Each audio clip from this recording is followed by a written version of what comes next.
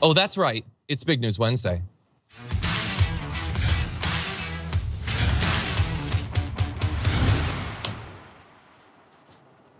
Welcome back, one and all, to another show with me, John Iadarola, and Jayar Jackson, host of the Watchlist. How's it going, Jayar? What's going on, you guys? It's Wednesday.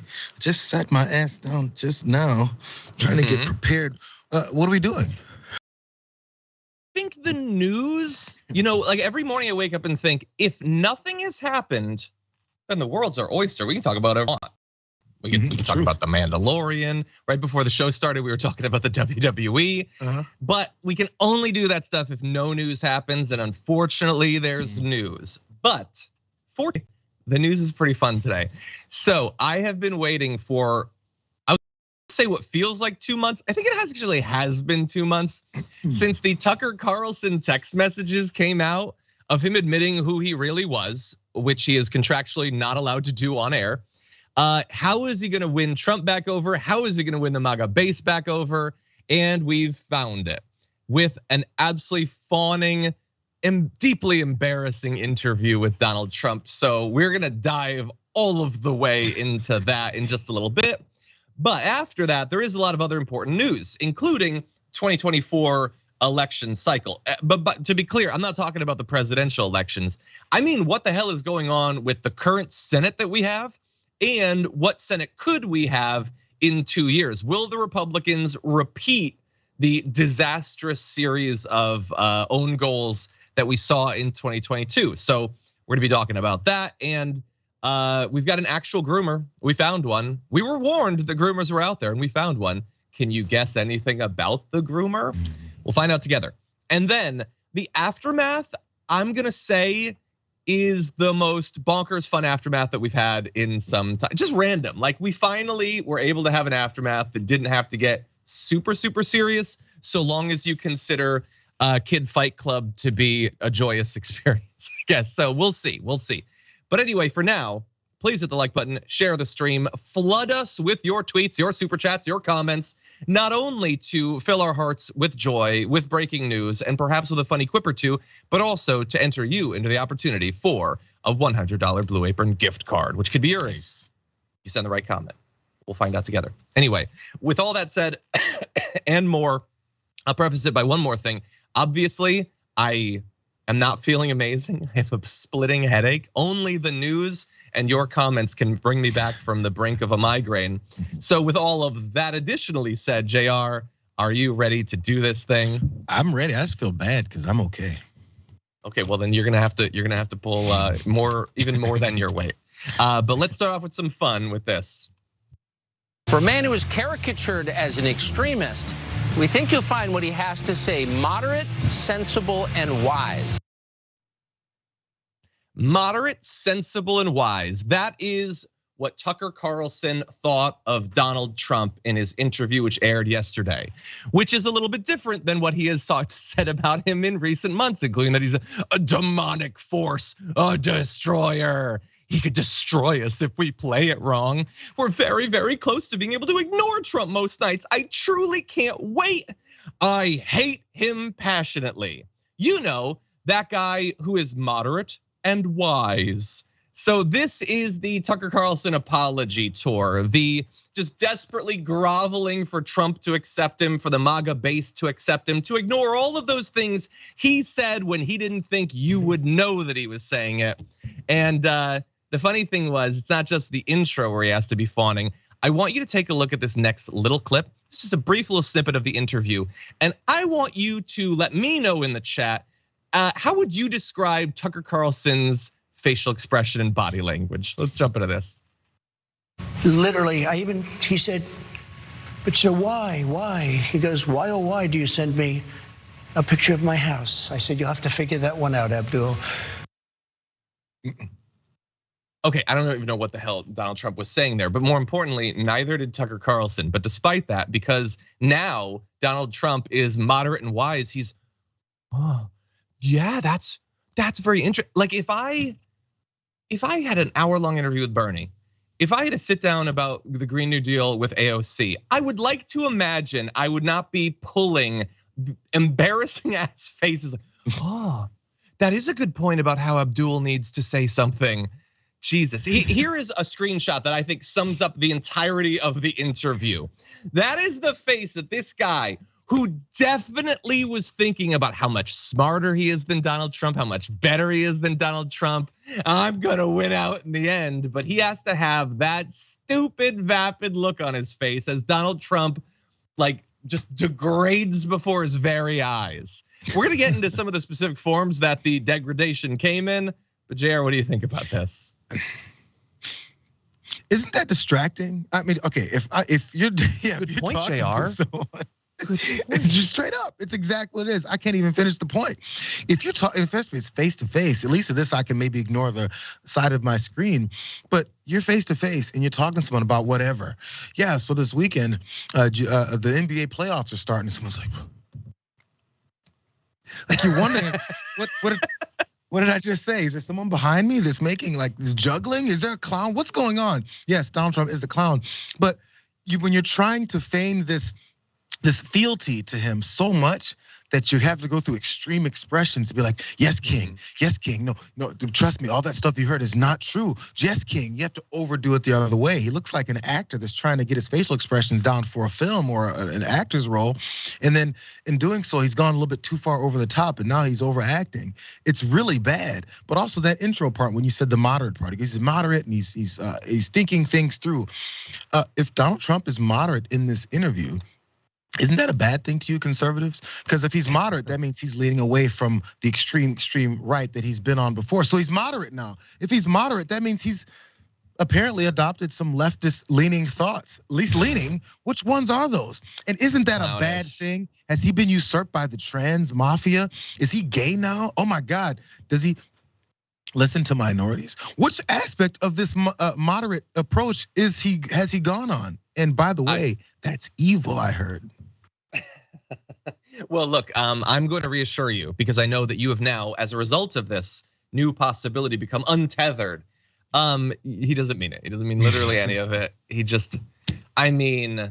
Look, we're gonna get to the specifics, and I understand that many of you might think, well, look, why are you guys focusing so much on this? It's a media guy talking to a politician, and I get it. You're not wrong, but what this is also is one of the most influential people in right-wing media who has been undeniably exposed as a complete and utter fraud, pulling a fast one over on millions of his viewers, getting an assist, by the way, by Donald Trump. The fact that Donald Trump came on reflects poorly on Tucker Carlson. He's the one who comes out looking the most buffoonish, but this also isn't good for Trump. Look, there's an interpretation where it's good for Trump, that he has the power and influence remaining, that he can cow even the strongest guy in right-wing media.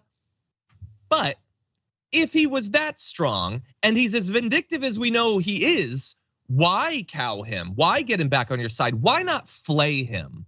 Why not end his career to send a strong message to everyone else who secretly behind your back is talking smack about you? Why not do that? I would argue it's because he still thinks he needs Tucker Carlson. He still needs voices speaking so nicely about him on air on Fox News. So it's kind of like, I think first glance, it's sort of a signal of strength, but what it represents is bad for both of them. But that said, fine. Okay, Tucker Carlson is being embarrassed. That's gonna happen. He's, I love your comments. But let's jump into a little bit more fun, starting with this. And I'll tell you, people were crying. People that work there, professionally work there, that have no problems putting in murderers, and they see everybody. It's tough place. And they were crying. They were actually crying. They said, I'm sorry. They'd say, 2024, sir, 2024. And tears are pouring down their eyes. I've never seen anything like that. So in one sense, it was beautiful because they get it. In another sense, it's nasty. I went to the Wharton School of Finance. They didn't teach me about that. That wasn't like they didn't about the arraignment part? That wasn't, we didn't have a class on arraignment. Again, Tucker Carlson, they didn't teach you about the consequences of your illegal actions. Great point. It doesn't bother me at all that you're a clownish buffoon who commits totally needless own goals legally and makes it so much harder for us to stay in power. It doesn't bother me at all. I actually think it's really funny. But of course, the more important part of that clip is the claim that people were just bawling over having to arraign him. Yeah, produce the evidence. I'm not buying it. You couldn't even get into that building without the door hitting you in the face because no one would hold it.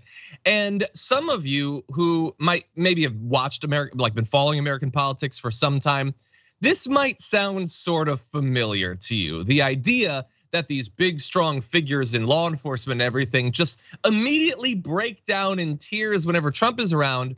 Others have noticed that he often speaks in such a fashion. Here is just a little bit of a fascinating, much longer mashup of these sorts of stories.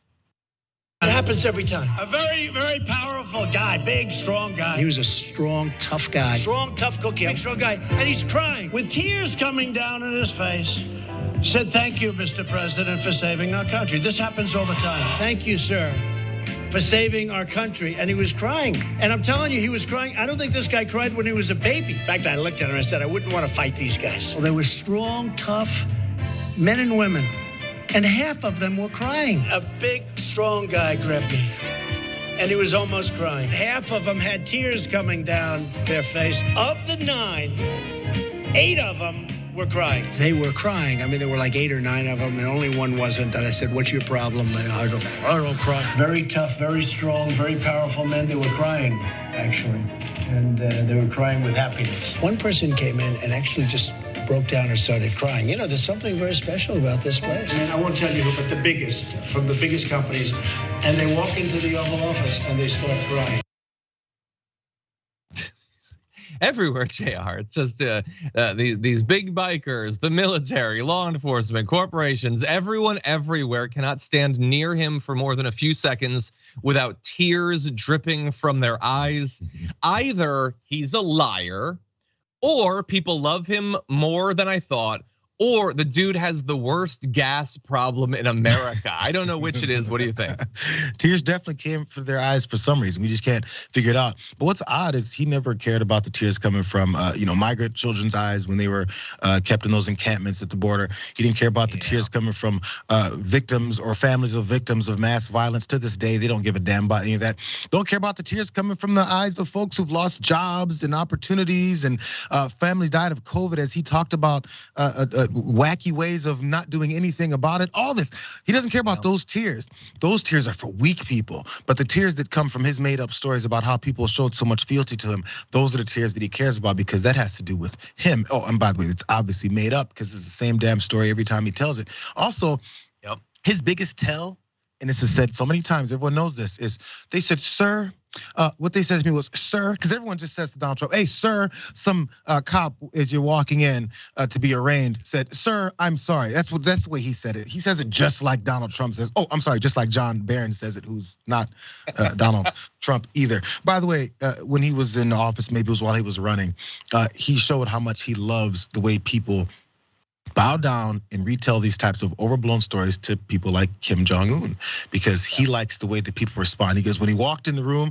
people showed their respect. That's what he wants. He said that, and this is him retelling those stories that looks like that. I cannot imagine talking about myself in this way, even if it was true, like let alone if it wasn't true. It's just, it is so deeply sad, deeply sad. And he's telling this story to Tucker Carlson. Who knows it's not true? Of course. But Tucker Carlson has to pretend that it's true. He knows, he thinks he's so much smarter, so much better than Trump. But he's, I agree. They probably were all crying. I'm about to cry, actually, because of how sensible and wise you're being. That's his job. That's how, look, I don't know what it's like to own multiple homes. I guess it must be great to justify treating yourself this way. Anyway, let's jump from the merely buffoonish to the actually deeply troubling. Let's start with this. I often say, they said to me the other day, one of your fellow journalists said, who's the biggest problem, sir? Is it China? Could it be Russia? Could it be North Korea? No, I said, the biggest problem is from within. It's these sick, radical people from within. If any of you watching this video have read up on the history of fascism in particular context, how fascist philosophy disseminates itself, how it gets people activated to support the regime, then you might have recognized some of what you just heard there. If not, that was a Spark Notes version of it. The idea is that there is a rot growing at the heart of our country from people who are simultaneously a radical fringe and weak and pathetic and tiny and small, but also at all times the greatest threat that has ever faced everyone. So threatening that literally anything done to stop them is justified. That is what you just saw there.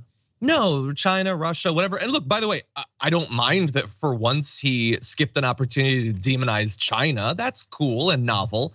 But the idea that there is this amorphous, nebulous other that is tearing our country apart from the inside out, and we should do whatever it takes to root them out. That is how you activate people to go and, let's say maybe in Texas, go to a BLM gathering and shoot someone, or go to another protest and gun someone down. This is how you activate the people to go to the homes of political figures and bludgeon in the skull of their husband. This is how you get people to do these sorts of things. And so that was a nice masterclass from Donald Trump without us having to pay. What do you think, Jayar? Yeah, it's normal straight through history. It's referring to things that we've seen throughout. The Jewish folks were a threat to those Nazis because they're willing to destroy our lives, destroy our bloodline, all these types of things. It's dangerous. They're coming for us, so we have to get to them first. All those black folks doing civil rights movement, they're dangerous, they're violent, they're coming for your wives and your family, and they're coming to destroy our society. What else is coming to destroy our society now? It's gay folks, it's trans folks, it's migration. All these things are coming to destroy your society. They're coming to get us. They want to come kill us. One trans mass shooter is now turned into this trans mafia of folks that are coming to shoot folks up. But again, the one happened a week later, suddenly that's no longer an issue. But we're trying to find different ways to go about this. Every time to give me the same explanation and motivation for the violence that they want to perpetuate now, which is they're coming for us, so you got to shoot first.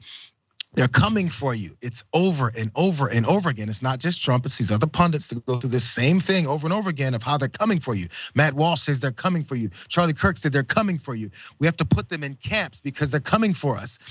Matt Gaetz, elected official, they're coming for us. We need to start arresting people because the Dems are activating this trans mafia to come kill you. If you hear it millions of times, you're gonna be petrified and you're gonna grab that gun, you're gonna go do what you think you have to do. Yeah, and I'm glad that there you ran through a lot of the different forms that it comes in, but I still remember Tucker Carlson, his nightly monologues about how BLM riots are going, mobs are going through the streets and they're gonna pull your family out of your house, which is it is the thinnest veneer over black people are coming for your wife that I think I've ever heard in American politics, or they're gonna trans your kid. This isn't a thing where a forever marginalized and stigmatized group is finally experiencing a little bit of empathy from some select individuals, either culturally or in positions of power, where they feel like maybe we can start to adjust things in a way that allow them to live full lives. No, they're coming for your kids and they're gonna mutilate them. This is something that happens non-consensually, I guess, but that's just two of the many forms that it comes in. And sometimes they'll use something more general like the swamp or the globalists, that way they can demonize government bureaucracy as well as Jewish people internationally. They have a lot of cover words from people that often talk about how they tell it like it is. They sure love coming up with little get out of revealing your bigotry free cards for themselves. But anyway, I expect that that is going to be one of the constants throughout this campaign, the demonizing of an other that justifies them doing whatever they want. That said, look, I would love to have just focused this entire segment on his stands on particular issues. There were not a lot. There weren't, by the way, even a lot of questions. Tucker Carlson mostly just sat back with that dumb smile on his face and let Trump rant about whatever he wanted. But they did talk about one area that is of particular importance to me. So why don't we start off with this? When I listen to people talk about global warming, that the ocean will rise in the next 300 years by 1/8 of an inch, and they talk about this as our problem. Our big problem is nuclear warming, when nobody even talks about it. The environmentalists talk about all this nonsense in many cases. Look, I'm an environmentalist also, I guess, in my own way, because I've done a good job with the environment, but nobody talks about nuclear. By the way, he's not even talking, like you might think, oh, he means that if we're going to engage in a national debate about how to deal with climate change and energy production, then we should also consider nuclear energy or something. That's not what he's talking about. He's saying, screw all that environmental stuff, let's talk about nuclear weapons. That is literally what he's talking about, and he'll continue talking about it. Little bit of a fact check, him doing well when it comes to the environment. What effect did he have on the environment other than nullifying a ton of the president, like Obama era environmental executive orders? Like, what are you talking about? What effect he's had on the discourse around climate change? I'll remind you, he claimed in that video that you just saw that in 300 years, the oceans are gonna go up 1/8 of an inch. He nailed us. That is an honest assessment of the climate science. No, but look, how are we supposed to have a civilization? How are we supposed to have a society when he'll make that claim? And some of you might think, oh, now I'm gonna have to like correct people when they, no, it's not gonna matter. It doesn't matter when you correct these people for the obvious flaws in their argument. I tweeted out really fast as an aside, I tweeted out an argument about the don't say period bill. So they want to end conversations up to grade 6 having to do with menstruation in school. It's not the only thing the bill does, but it's one of the things the bill does. So I tweeted that out, and a ton of right wingers are like, you're lying. That's not in there, it wouldn't do that. Why are you lying, you fake news media? And so I replied with a screen cap of the Republican who proposed the bill saying that yes, it would stop that. And immediately one of the guys who had before been like, why won't you address this? You lied. Immediately turned to, well, yeah, but that's not a lot of girls. And do you really want them talking about it anyway? So immediately went from you're lying to, okay, so it's true, but I don't care. So what's the point of any of this? What is the point of political debate? What is the point of having a discourse when nobody seems to give a damn about what is true? Climate scientists are not claiming that the oceans are gonna go up 1/8 of an inch in 300 years. That is so buffoonish that we shouldn't even have to stop to correct it. Sorry, Jayar. We shouldn't. No, you're right. And it's the only thought I have is, listen, and you hit the point as far as the political debate in the country. Why have it? If somebody's like, oh, you guys should debate, what? Really close, John. What the hell for? Why would I debate someone? Careful. Am I gonna debate Wile E. Coyote on whether or not if he runs off the cliff, if he can fall, or if he keeps picking up the anvil, the Acme anvil and uses that company, whether or not it's gonna blow up in his face? Yo, this is cartoonish stuff. And a significant portion of our country believes you can run off the cliff chasing the Roadrunner and you might be able to keep running because the Roadrunner was able to. Yes, no, it's that cartoonish because he just makes things up. It doesn't matter, and they continue to. So they have this coalition of people who make up enough things that they go, well, there's 7 people over there that said. Matter of fact, there's a whole damn network called Fox News that makes all this stuff up all the time. And then when they do, we can just say that's the fact because enough people that are looking to profit off of these blatant, obvious lies just make it up. And then once it's disproven, you go, well, it's not really that bad though, is it? Mm-hmm. I mean, the coyote did kind of deserve it. Yo, it's a cartoon. It's fake. We are going to, I love the reference. Younger viewers are like, what are you talking about? Anyway, we're someday going to do a story on this show, if the Pop-Tarts don't get me first, of Mar-a-Lago being utterly destroyed by a hurricane. That's where we're gonna get to. Well, I'm not gonna live long enough for it to be literally underwater constantly, but it will be utterly destroyed by a hurricane. I don't know, maybe at that point Republicans won't care anymore. Maybe they'll have finally had to admit that which should be obvious even today. But just the lies. And he repeatedly referred to Tucker Carlson there as a journalist. I wish that I could go to him pushing back and saying, well, look, I don't personally think that we should upend our economy or radically remake everything to deal with climate change, but we also do have to be real that that's not the claim that climate scientists are making.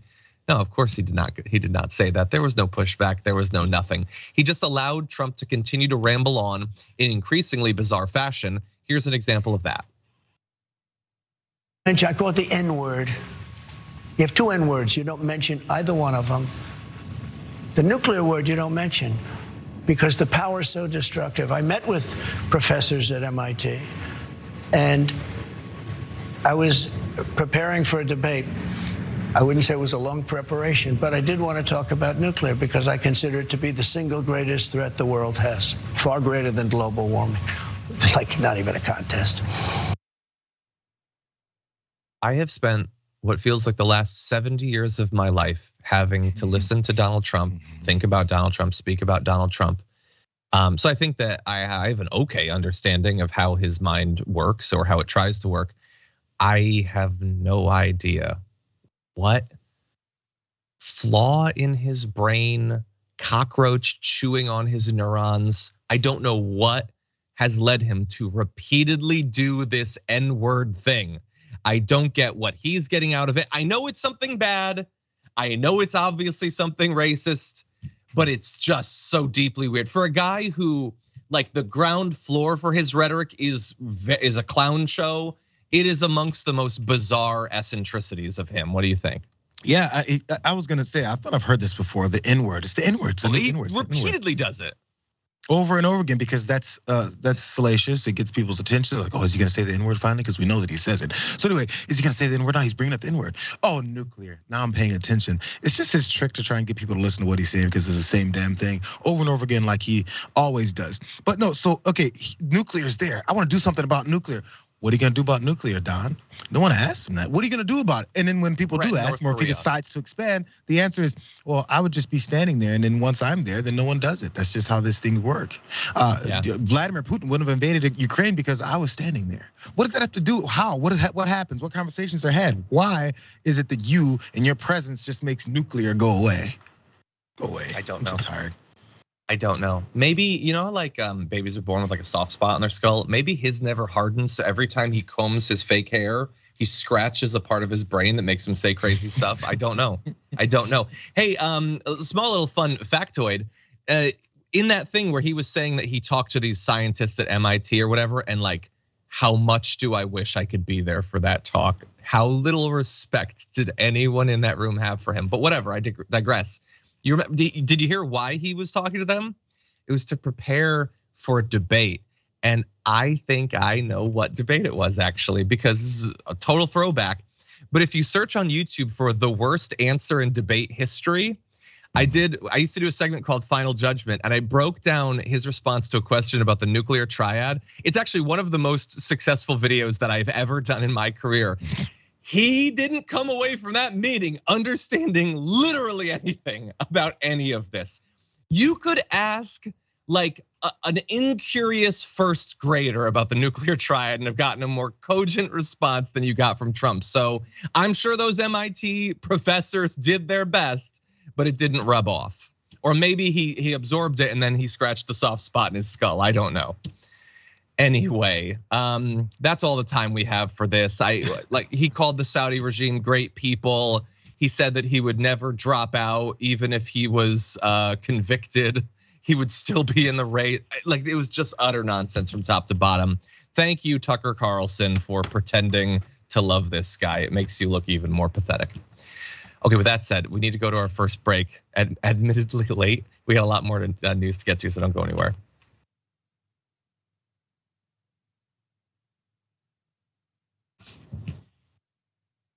Okay, everybody. I have to read this comment first.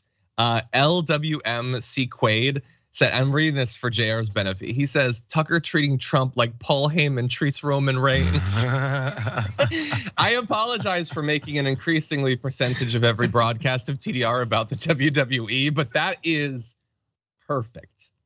Here you go, my tribal chief. Anyway, I won't say anything more. Thank you for the comment. Spectrophonic says, oh, John has a co-host. Hey, JR. Thank you, Spectrophonic. Wow. Very excited to see JR there. Okay, let's see. Jennifer G became a tier 3 member on YouTube. Tier 3 members get access to not only the members' content and the top 10 lists we do every week. Francesca and I had a really fun one this week of the top 10 time travel tourism destinations that we would want. But also to the monthly tier 3 members hangout, which will be happening next week, I believe, next Thursday. So hope to see you there, Jennifer.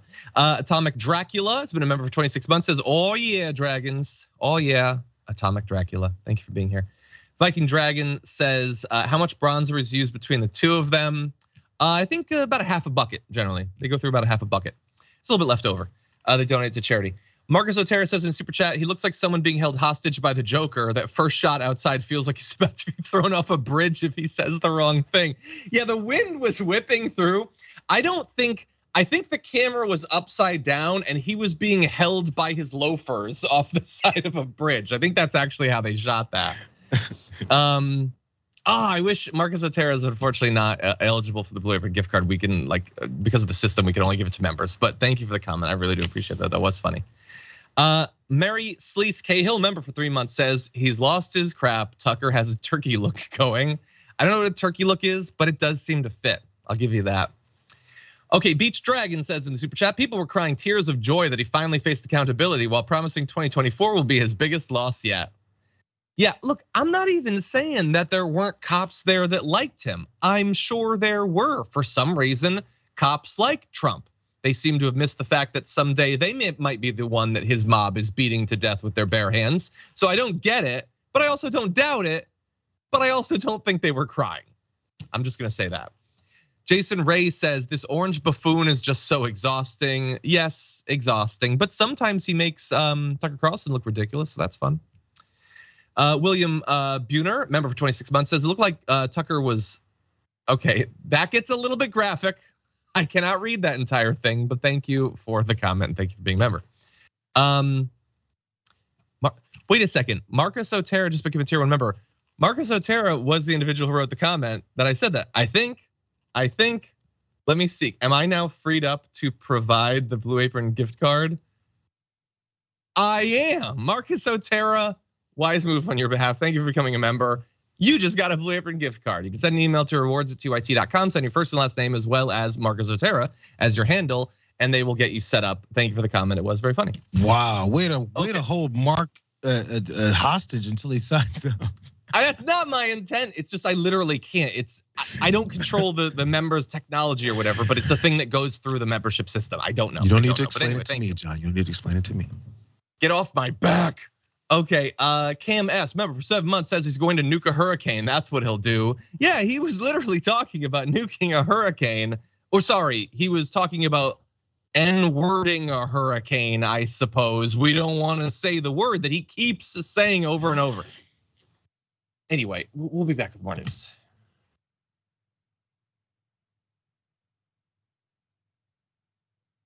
Trump repeatedly said in that interview, I've never said the word. He kept saying it.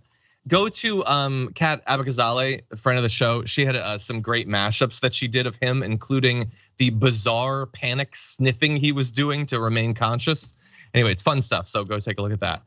Okay, with that said, let's jump into far more serious and consequential news. Dianne Feinstein still has a couple of years left in the Senate. She's not running for re-election, but she's still technically there. Sorry, I mean, she's still technically in her seat. She is not technically there. She actually was regrettably hospitalized in early March for shingles and has remained in her San Francisco home since March 7th. So it's about 5 weeks now.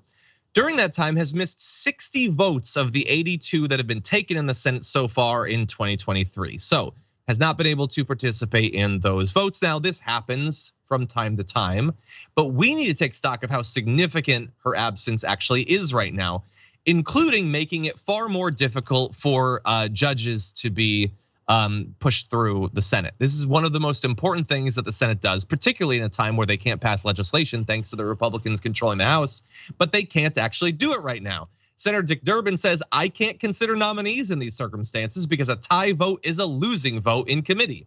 We still have some nominees left on the calendar that we can work on, but we have more in the wings that we would like to process through the committee.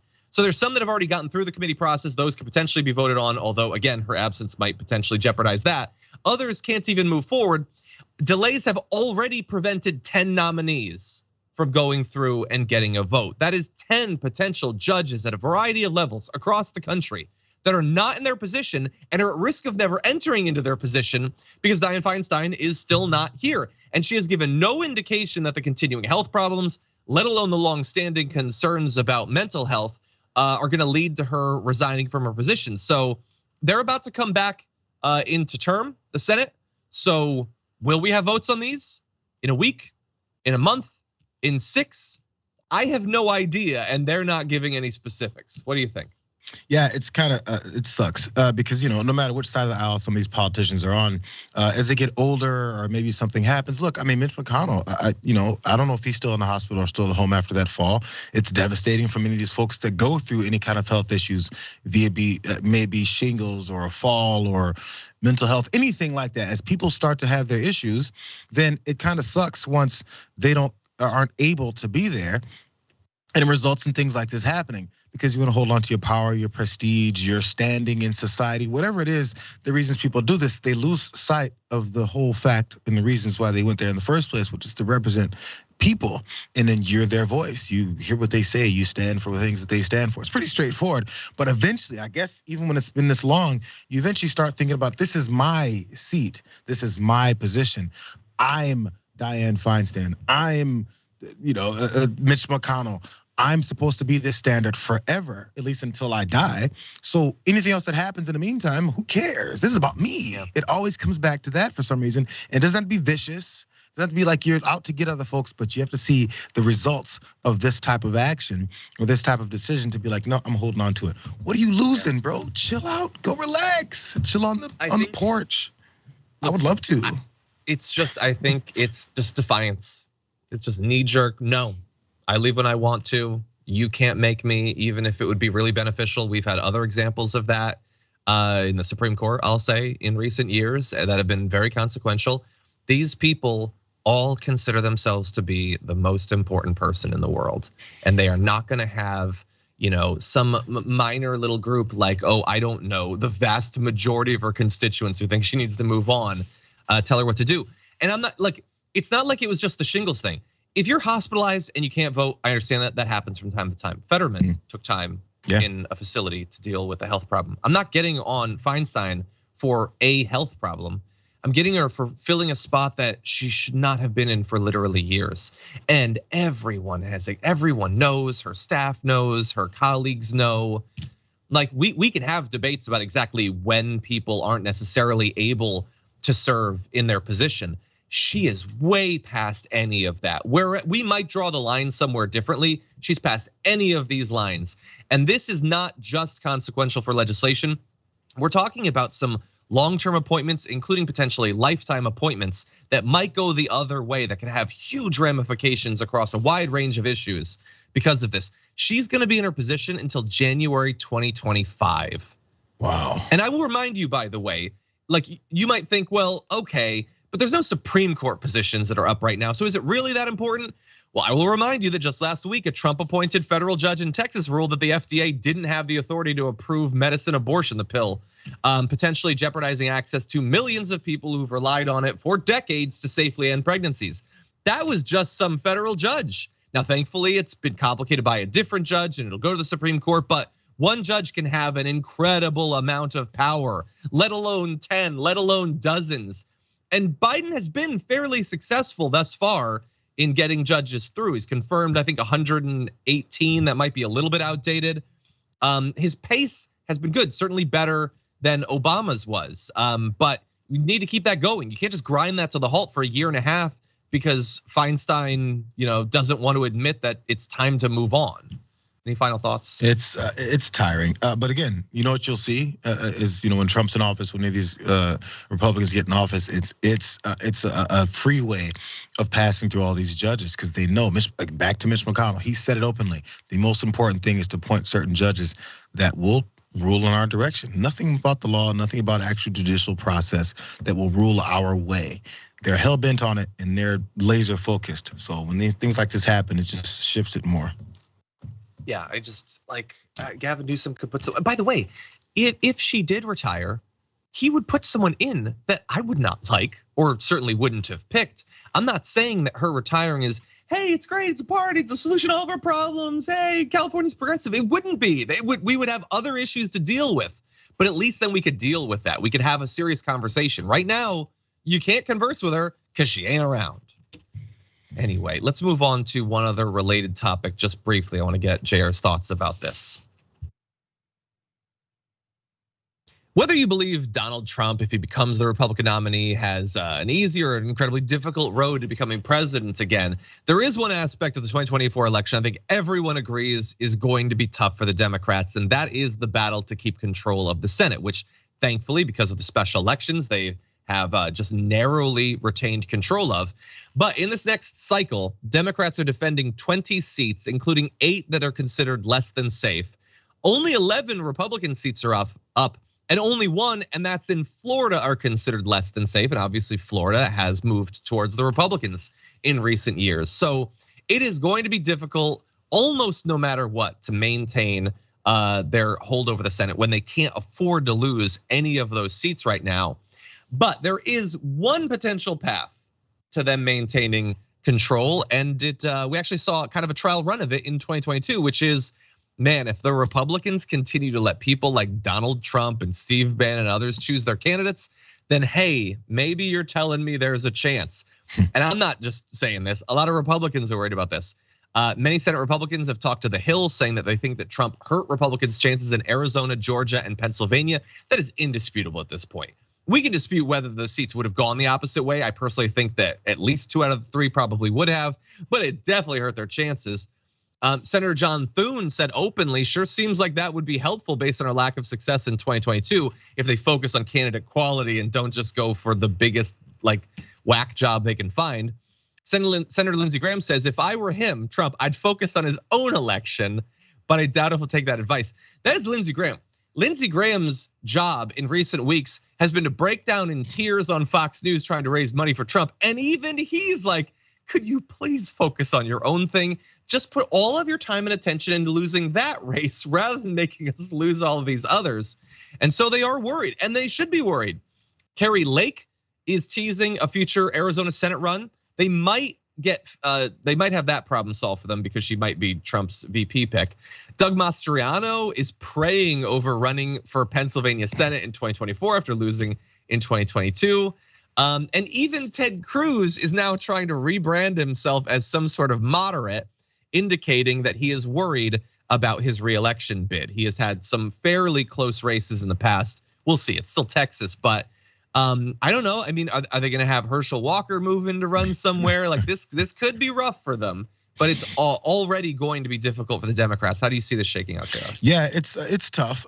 This is the thing, and this was the battle they had at the back end when they had the underwhelming results, and there was that bit of a division, right? Like, oh, we need to get more quality candidates. I believe back to Mitch McConnell. Mitch McConnell's been on my mind, I guess, today, but he was one of the ones saying, well, we need quality over this just because Donald Trump said so. So this could be another repeat of that same thing, or enough of them would realize, this is a problem. I don't know, this battle's gonna shake up when it comes to their primaries as well, even up to the top of the ticket. It's tough, man, it's because that's the other problem. Who do the Democrats have? There's folks, but then the names aren't getting pumped and promoted the same way. There's just not the same type of system involved with trying to pump up some.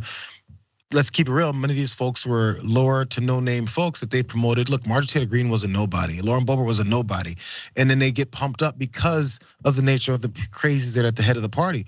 Where's that system within the Democratic Party? It's just not. So even if it's the crazy names, all they care about is, it's the name. We've heard about Mastriano. We've heard about Carrie Lake constantly complaining about her loss. But I don't know to what degree that would help. Hopefully people are seeing that and going, I'm gonna stay away from the Mastrianos, I'm gonna stay away from the Lakes. And I guess I'll go with the same to no names that I've heard from the Democratic side. That's the hard part, I think. Yeah, in terms of candidates, we'll have to see. Obviously, there's going to be a lot of contested races. I don't know. Has Beto already announced that he's going to be running for Senate? I would imagine that he probably would. There are obviously other good progressives in Texas, but we'll see. He has a high profile and he raises a lot of money. So we'll see. I don't know for some of these races. Like I imagine that if you've been thinking about running, being able to go up against Carrie Lake or Mastriano is probably not the worst race to have to run for your chances, but we'll have to see. No, I'm sorry. And the last part is being whether or not Democrats are going to still rest on hoping that they suck enough and don't do anything else about it. Hope they just almost certainly. We'll see. I don't know. Maybe Biden, will lead the way with a bold new agenda or something, or maybe he'll just talk about how Trump is terrible, and he'll be right. Trump is terrible, and DeSantis would be terrible, but that's not the only thing that matters. Okay, with that said, we need to take our second break. When we come back, we have been warned about the rise of the groomers, and there are some allegations that we might have found one. We'll give you the details after this.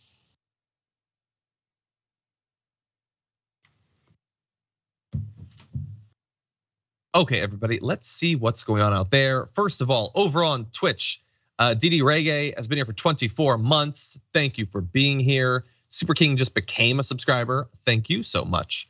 The Golden Donut Dragon, first of all, I love that name, and I'm so hungry right now, so please don't talk about donuts.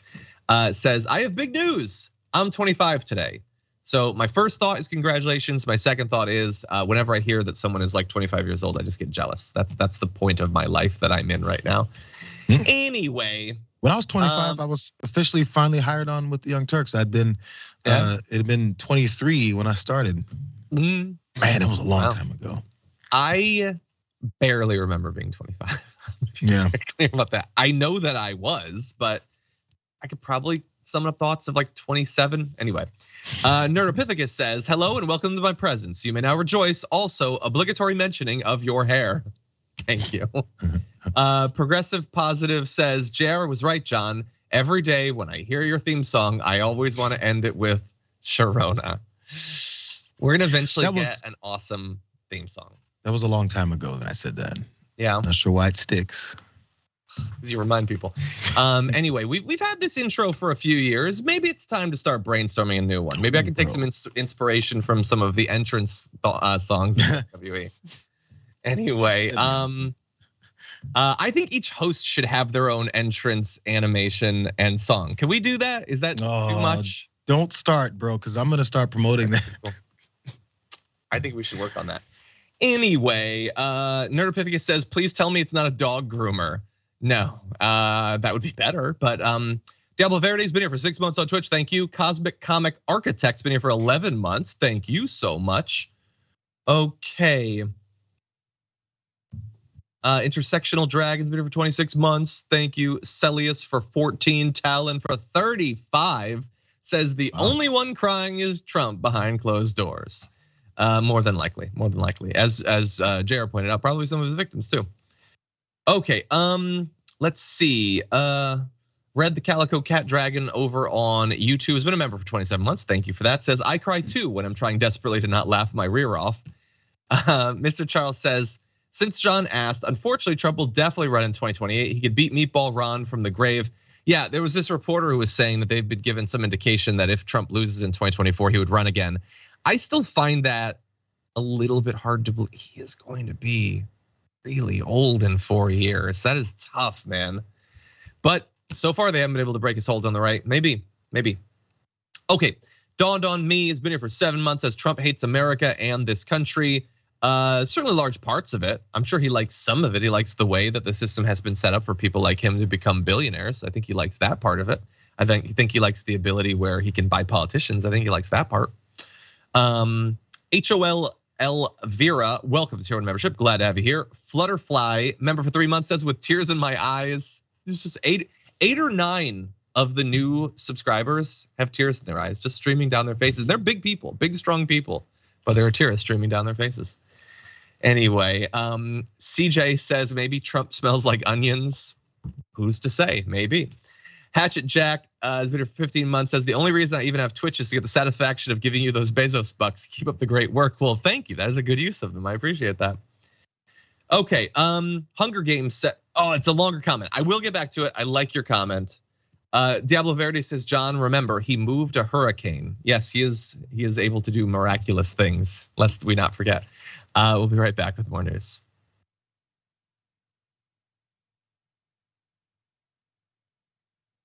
Okay, Resto Dragon says in reference to our conversation about 2028, says, Joe's no spring chicken. Yeah, I get it. I would advise him to not run again, so I totally agree. Thomas Sears says Brett and Bart should be assigned to create theme songs for each of the TYT shows. Well, I do want a new intro for the show potentially, but also, I mean individual host intros that we can play to get people hyped. I think that would be fun. I'm probably gonna do it and it's probably gonna be a terrible idea, but everyone buckle up. Okay, with that said, why don't we jump into this? Over the past few years, it has become almost cliche for conservatives to warn about groomers. They're everywhere, apparently, in politics, in business, hiding in the global elites, and certainly in your schools. Now, thankfully, we do have some politicians who are warning against this and trying to get us on our guard against these people who would prey on children. People like perhaps Texas Representative Brian Slatton, who just, I believe a week ago tweeted this Bible quote that says, "But whoever causes the downfall of one of these little ones who believe in me, it would be better for him if a heavy millstone were hung around his neck and were drowned in the depths of the sea." So he's warning against these sorts of people who'd prey on the young. It's also a quote that's used by many on the right to justify the death penalty being used more often. But anyway, the reason he would quote this is because he's a good conservative family man. You can see he's a Christian conservative as well as a proud Texan. You can see him there posing with family. He's also a guy with hobbies, and that's where perhaps we find a problem, because one of his hobbies involves hanging out with his interns. Sorry, one intern individually with alcohol. Do you see where I'm going here? There's a complaint filed with the House General Investigating Committee by a legislative staffer obtained by the Texas Tribune, as well as a Tribune source with direct knowledge of the incident, that said that Stanton called his intern, who was underage 21, after 10 p.m. on Friday, prime business hours, to invite her to his apartment where he served her alcohol. But that's not all. According to allegations in the complaint obtained by the Tribune, Slatton later showed that intern fake emails that claimed to have information about the incident in an apparent loyalty test and told her not to tell anyone about the incident. And here is where that's a real problem. So this 45-year-old, I believe, married guy wants to hang out on the weekend with one of his young interns and give her alcohol, but is also cautioning her to not tell anyone about it and is testing her loyalty. If I was writing like a cliche version of grooming behavior, I kind of feel like this is it. That said, Jayar, this is a guy who has warned us just a week ago that you should have a millstone hung around your neck if you try to lead one of the little ones astray. I wonder if he'll stick to that position now. Well, I guess this little one isn't little enough for him to think this is a problem. I mean, they're still, I assume over 18, but still young, I guess. And honestly, other than that, just the position of power, obviously.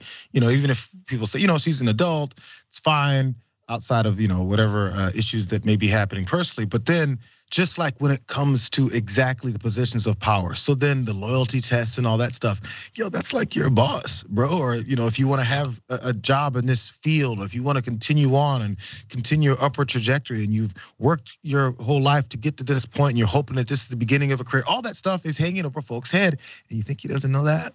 So, I mean, even if you want to cross outside of childhood grooming, this is the basic example of just workplace boss over employee type of behavior. And if you don't do what I like, even though it's all kind, and from his point of view, what he may think, it's pressure on that person to then continue providing whatever it is that he's hoping that she'll provide. By the way, they say they are the Texas Republican House Speaker is going to be looking into the accusations. They say take it very seriously, and it is just allegations at this point. So bear that in mind. And also, look, I mean, you could potentially say like, okay, so he's more than double this person's age, best case scenario. But I guess it could be consensual, although the person did file a complaint, so it seems like there were some actual issues there. But worst case scenario, what is it? It's a guy who's cheating or whatever. It's a private thing. He can do what he wants. No, you can do all of these things. You can make all of these arguments. He's not making those arguments. That's what I'm saying. He is the one trying to wield his supposed moral purity as a weapon to wield against those he hates or has trained others to hate. That is where the problem actually gets. If you are going to try to present yourself as this moral force, maybe you could try actually living up to it a little bit. And also, if you're a conservative and you're watching this, like I understand that you think that groomers are like the main threat facing America, other than maybe high school trans athletes or something. Why doesn't it bother you that the pedophiles and the groomers so often turn out to be Republicans or people literally involved in this effort? Why is that not a thing that bothers you? And why is this a thing that he would engage in? It's because, to wrap this up, they say they're against grooming. but they also constantly talk about how people should get married younger and should breed younger. Matt Walsh's whole career as like an attempted VJ was talking about the breedability of 16-year-olds, because they say groomer as if it's this expansive thing, protect the children. It's not. They're talking about like demonizing the LGBTQ community. That's what they mean. They're talking about what they're certainly not talking about is a middle-aged man trying to hook up with as young as possible a woman. That is protected behavior from their point of view. Can we go to his banner there with his family and everything, and his I guess his campaign? What is the thing? You see where Brian is written? What is that? Huh? First I thought it was like a bullhorn or something, like college cheerleaders will like yell out of but it doesn't look like that. And yeah, those go the other way. Is it a cannon? Maybe it's a cannon. I was trying to figure what that circle point is on the left side of it next to the shape of Texas. The solid circle side. I guess it's a cannon. I was like, in this particular circumstance, I was like, what is that? I don't know. There are guesses that it's a cannon, it's a joint, it's a broken rolling pin. I don't think it's a broken. Does that have historic significance or something? I don't know. But anyway, look, they're gonna look into it, and it might not be true.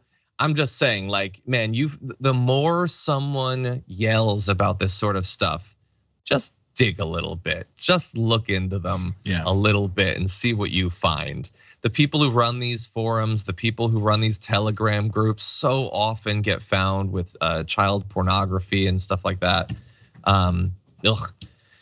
Anyway, we do not have enough time to do our last story with what remains of this hour. So that does give me the opportunity to respond to some of your comments. Also let you know that we're just at the beginning of a full day of content here on the TYT network.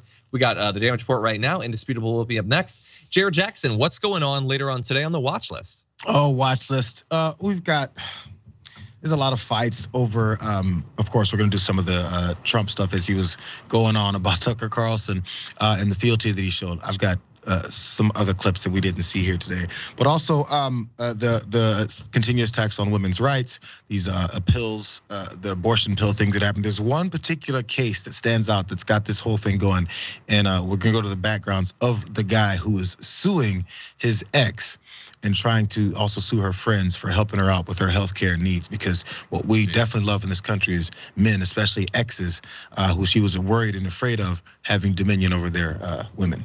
That's the way things should work in this country, because there's America. So a fun rundown. I hear you loud and clear. Really fast before we close. Hold on, I wanted to read this comment from Ricardo. It says, John went to college in Austin. How does he not know the cannon? Because I never went to one of those games. I know that I probably should have. Oh, this is like a University of Texas thing? I don't know. I don't do the sports. But anyway, and No Quarters says fights. I think we're going to Creator Clash. I just want to remind you that coming up in 2 days is the second Creator Clash. And maybe that doesn't mean anything to you, but what it should mean is Abelina Sabrina is going to be doing a charity boxing event. Everyone should definitely support that and watch. I can't wait to see how Sabrina does. She's been training for a long time. More to come on the show in the aftermath.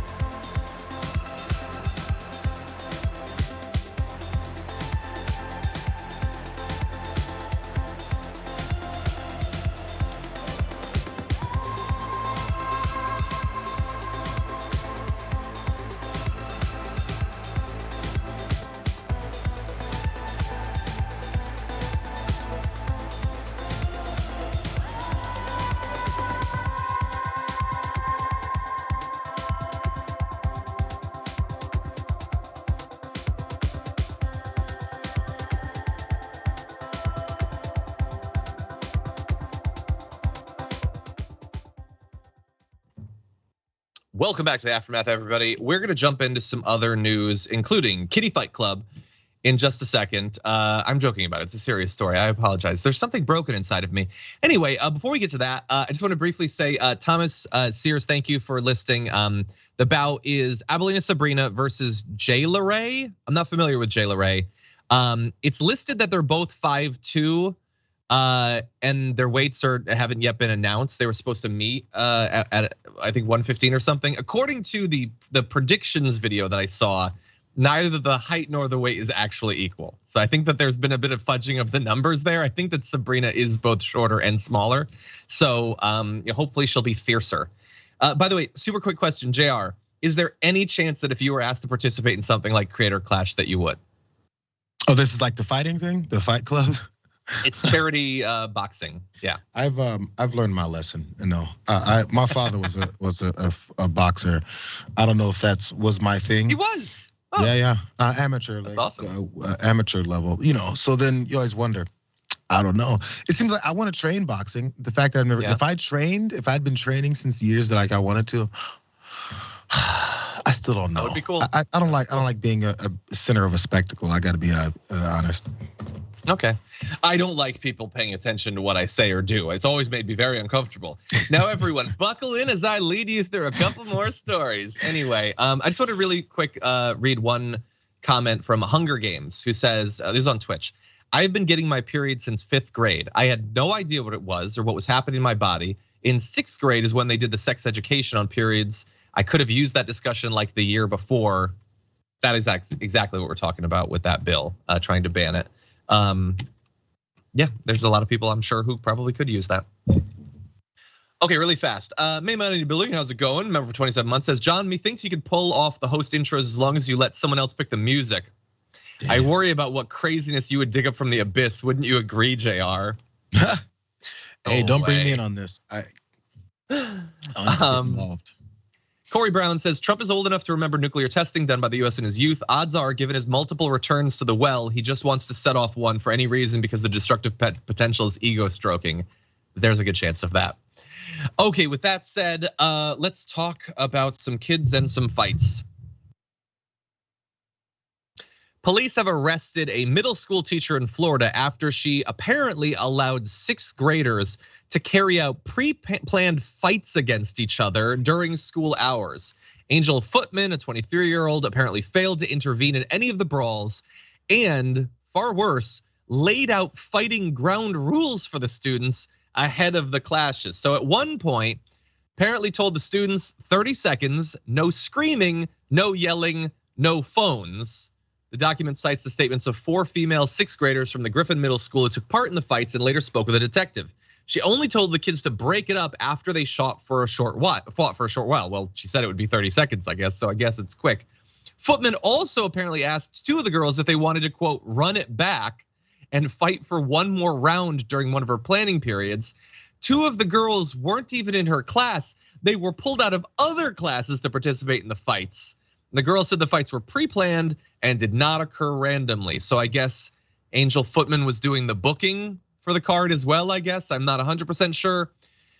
Look, we're talking about actual fights. Thankfully, they were brief, and I haven't yet seen any evidence that anyone got seriously hurt, but kids can hurt each other in these sorts of fights. It does happen. People fight at school. I used to fight at school. But it is not the role of a teacher to be setting these things up. So JR, I know you have a kid, potentially could be drafted into Kitty Fight Club. What do you think about this? Well, I guess he wouldn't really be into it. The kid won't want to play football either just because there's too much hitting involved. So if he gets drafted, he'd probably be like, listen, it's not gonna happen. I'm not about that. But no, this whole thing with, I'd like to see the motivation behind the original, just general beefs. Usually when there's bullying or just clashes amongst friends, especially when it comes to this age, it's always like some kind of conflict mediation that comes involved. Hey, go talk to this person. Maybe there's like an extra responsible child where they have them come and you talk to your peers and try and smooth this whole thing out, which sometimes I think is unfair for the kid. But still, there's also the option of just letting them beat each other up, I guess. This is weird. And also, in pulling the other kid from another class, what are those teachers involved in? So if I'm teaching, my kids geometry and then here comes Brian from Miss Smith's class and says, hey, we need Angel in the other room. Yeah, go ahead, Angel. Have your fight night. How did this get organized to this degree where they're pulling students out of other classes and these other teachers are like, yeah, sure, that's just normal. They just went to have their 30-second fight for the week. This sounds like everybody's culpable here. She pops her head and she's like, I need Timmy. Timmy's got a call from his mom, and then Timmy comes back in with a black eye or something. I don't know.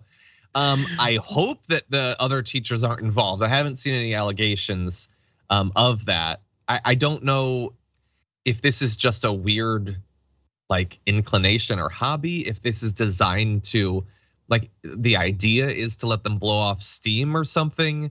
I don't know. I hope that they're not betting on them or anything, like recording them to put on social media. But we do know that some were actually recorded.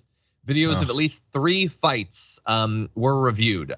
They were filmed by students, which, look, obviously you don't want that because she was very specific to not film the fights. So what the hell, man? It was one of the 3 rules that you had, kiddos, and you couldn't follow it. I'm kidding. Obviously, they wanted people to know about what was happening, because if you just went to an authority figure and said, she's having us fight each other, I think a lot of adults probably wouldn't listen. So you kind of have to come with evidence. So probably wise of them to do that. Last point. Oh, sorry, go ahead, finish. She's facing multiple charges of contributing to the delinquency of a minor. So we'll see what happens. But what was your last point? Yeah, small last point is so don't forget, after all these school shootings, there's people in positions of power that have suggested that we give teachers guns, arm all of them. So if your child is in a class with a teacher who makes decisions like this, that people should fight each other, what decisions might they make with guns? I mean, they hand out the guns. They say, "Here's your Glock. Okay, 3 rules. You take 10 paces towards the shoe nook, and then you turn and fire. 1 shot each, okay? And no screaming, everyone, please." It would be a history class on Alexander Hamilton, actually. Such a bad idea. And by the way, like, I don't want to put any pressure on teachers, considering all that they were already going through before the new national campaign by the Republicans to get rid of every one of them. But like, considering how much scrutiny teachers are under, like, maybe avoid the fight clubs for now. Like, maybe don't do anything crazy right now for teachers. Anyway, we're gonna move on to the potential apocalyptic fights to come in just 1 second. I want to read a couple comments first, including Jonah Morton saying, "I miss the days of George W. Bush and Al Gore in competition to kiss their wife more. What happened to that moral majority?" I could avoid that too, actually. Thank you. Leo says, "John, I've got a bone to pick with you. I have every second Thursday off and I still miss member hangouts. I demand schedule changes." It has sometimes been the 4th week. We do sometimes for scheduling have to do that. I apologize, sorry. Christina says, "Just want to say that I love Johnny and Jayar Wednesdays. Men with great hearts, so honorable and needed these days. So much love to my TYT family. Thank you, appreciate it." Back. With that, let's produce a little bit more honorable content, starting with this. The robot will be remotely controlled only by trained terror and technical assistance response unit officers, and be deployed to assist ESU Emergency Service Unit in hostage negotiations, counterterrorism incidents. That is the Digidog, and it's back. After being originally unveiled as something that the NYPD might use a couple of years ago, people had issues with it, obviously. It's back, and it's not just the Digidog, actually.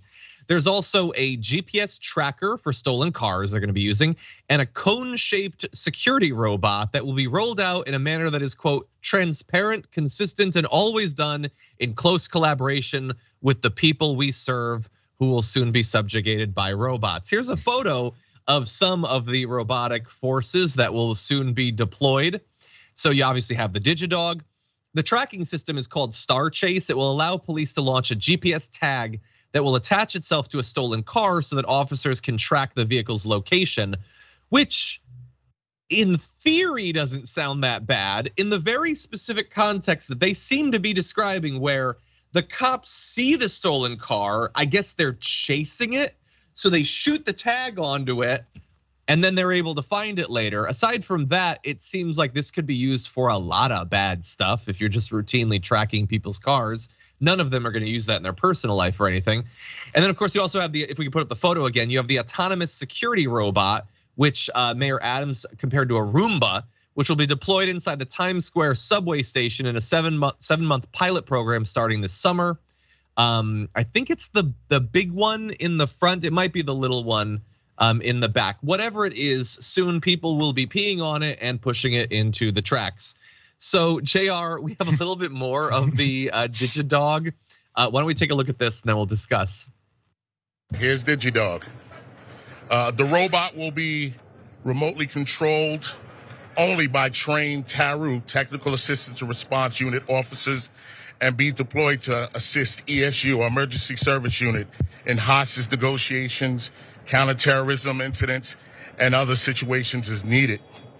This will only be deployed at the direction of the Chief of Department, myself.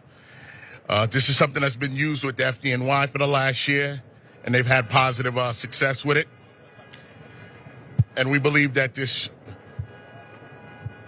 Digidog will help save lives, increase public safety, keep people who are suspects in crime, people who are suffering from mental health crisis. It will help them and help us provide better service to them. How is it? Like, I'm not saying that there's no role in a hostage situation, but what exactly is the Digidog doing in that case? Can you be very clear? Is it shooting people? Because it seems like in some of these, that's the only thing that might be helpful. You clearly don't want to send in a person who might get shot. So you send in the Digidog who might get shot to shoot someone? Or to what? Is it a communication device? Is it surveillance? What exactly is the Digidog doing in this case? I would love for them to not be quite so vague about it, JR. What do you think? Well, people always have the worry that we're gonna go to iRobot. I think it was the movie, where they start having the minds their own and they're gonna take over and now humans are done. But the first stage before we get to that science fiction ending is that humans are still in control of these robots, and then it's by the whims of these humans, which are the same humans that have a history of imposing things like stop and frisk, or even when it wasn't a direct policy for the NYPD, it was stuff that officers just do. They do it all over the country. It's one of those things. So therefore, they've lost, at least they've separated themselves from this.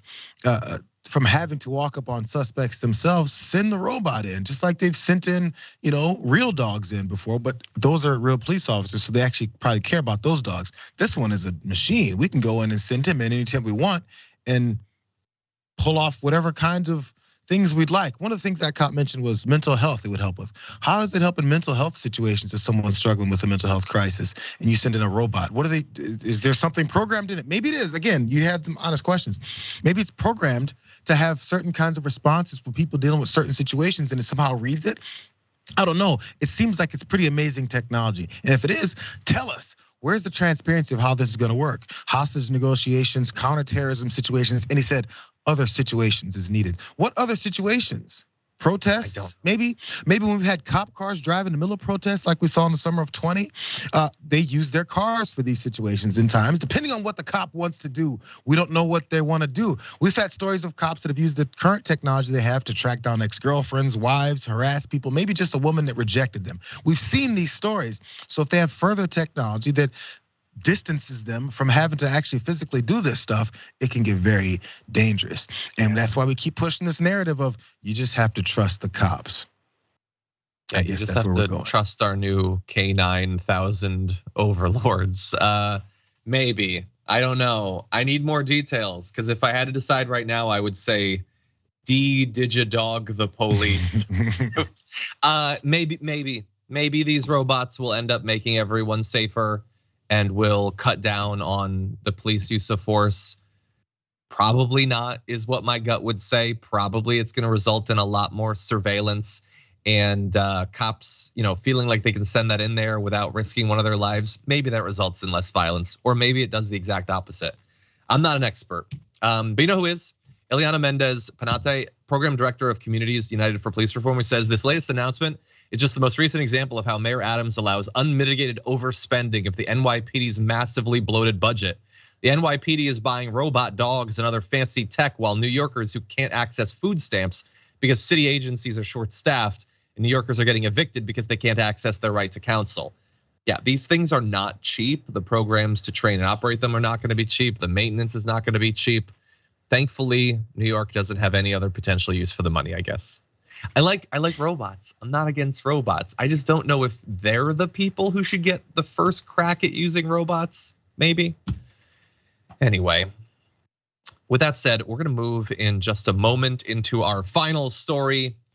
But first, Pitchfork's Dragon says in a super chat, don't be giving Nightbot any ideas, John. It's the rise of the cyber mod. Jason Ray says, based on Trump's use of fictional facts, I've heard shingles can be transmitted through rolling and corruptly gained cash. Get well soon, Dianne. It's actually a serious thing. It's really bad if you get it. Let's be clear about that. Okay.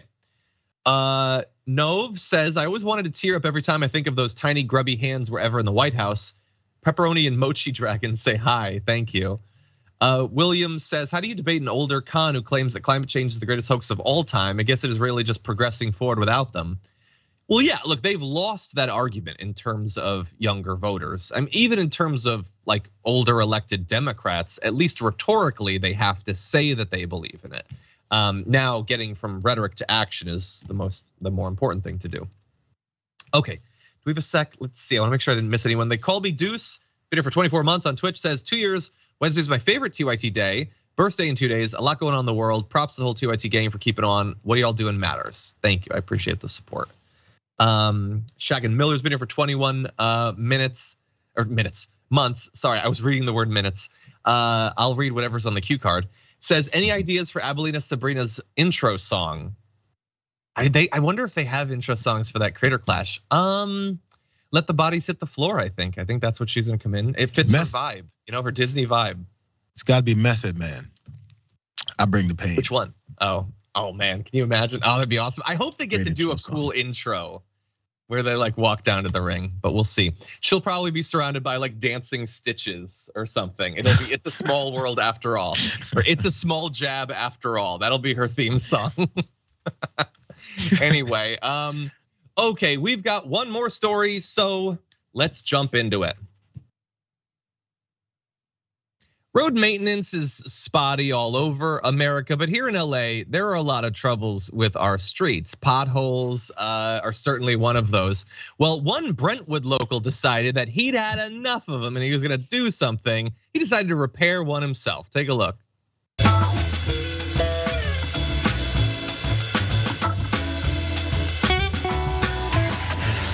You're welcome. This is crazy. For 3 weeks I've been waiting for this hole to be closed.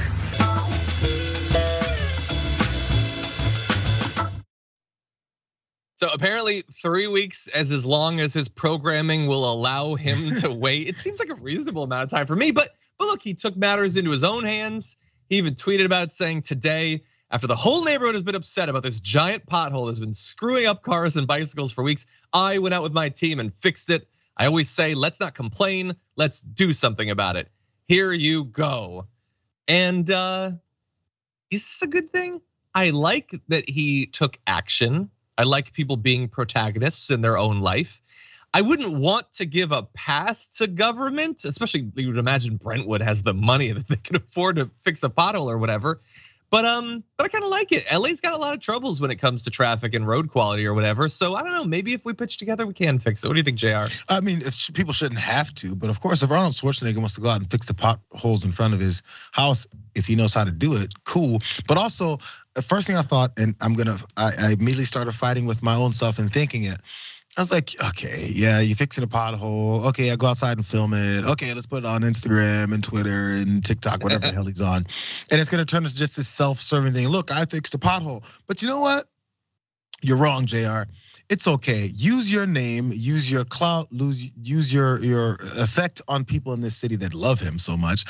Use all that to point out the issue. Even happens up in Brentwood with rich folks like Arnold Schwarzenegger and all this, and he had to go do it his damn self. I think that's worth showing. This is one of those things where you show what you're doing and go ahead and clout chase a little bit, but it's for the purpose of shaming the folks that maybe should have done something about it sooner. Maybe. And maybe they'll come forward and talk about why it takes so long. Because look, it's been raining for a month straight in Los Angeles, not longer. And when it rains in LA, the roads turn into Swiss cheese everywhere. Everywhere. Yeah. There's a route I take to work. I know which lanes have the potholes, and you know who else does? Everybody else. There's a path everyone takes around certain lanes, and everyone knows it before they get to it. Are you talking about the northbound road to get to like Target area? Because there's some massive potholes. We probably take the same road through the oil fields. Yeah, yes, there's some bad ones. Yes, there's a. If I tried to fix that myself, I would. And you know what? They fix some of them, and then they come back in the next rain. I was like, do they not know how to fix them? Anyway, look, we can debate whether it's like a cool move. Let's also be very clear. You cannot necessarily do this and not get in trouble. Unauthorized road work is illegal. You have to check your own like local government, state government, or whatever. This is definitely illegal in some places. I don't know in Brentwood, and I imagine he's Arnold Schwarzenegger. He'll probably be okay. But you can't necessarily do this yourself. What I will say is at least the official word from LA is that they are taking this seriously. Karen Bass had this recent, just last week, she was talking about what she's gonna do to help all the damaged streets and everything. She said city workers are pulling out all the stops, but not to just prepare for every pothole that is reported, but also be proactive. That means driving around the city, throughout this district and all others to assess the conditions of our streets and identify and repair the damage right away. They also say, by the way, that they have received just shy of 20,000 service requests for repairs since December 30th. And as of April 6th, they'd filled 17,549 potholes. Just because the city government is saying they did that doesn't mean it's true. But if that is true, that seems amazing, actually. It doesn't seem reflective of what the road quality is, but it does seem pretty amazing. I gotta say, I never am surprised to see them out there when they are fixing them. They come pretty much quickly after these things form. And I was like, how's the process? I wonder. And that's the thing. That's why when Arnold Schwarzenegger brings this up, maybe it causes a response from the city or whoever to say, this is what we have been doing. This is why we're doing in this route. Maybe that reason that this pothole is not filled yet is this, and that. That's just transparency and information. I think that's perfectly exchanged between constituents and in the city. Sure. Anyway, look, if it was up to me, people would be able to fix these if they want to. They shouldn't have to. We pay taxes so that this is done. But I'm in favor of like guerrilla gardening and stuff like that. Like if people want to like beautify an area that's been left behind, I like that. And I don't just mean small things like taking over lots to turn them into community gardens and everything. Like don't do that. You will get in trouble. But I believe that I think there's a lot done by people to damage the areas that they live in. I think that we could potentially reverse some of that, but that's not me giving you an endorsement that might put you in jail. So let's be clear about that. Because people don't know what they're doing. Somebody's gonna pour concrete in a hole. Exactly. And if you don't do a good job, then to that pothole, you can say it'll be back. Something. Anyway, with that said, that's all the time we have for our show today. Thank you, Jayar Jackson, for joining me. Great to have you here. It was all up to that very last line. It was wonderful. Thank you, everyone. The watch list will also be back later on today, so you should definitely check that out. I'm gonna be joining Anna Kasparian for the second hour and the bonus episode of The Young Turks, so hope to see you there as well. For now, though, stay safe out there, stay sane out there, and I'll see you soon.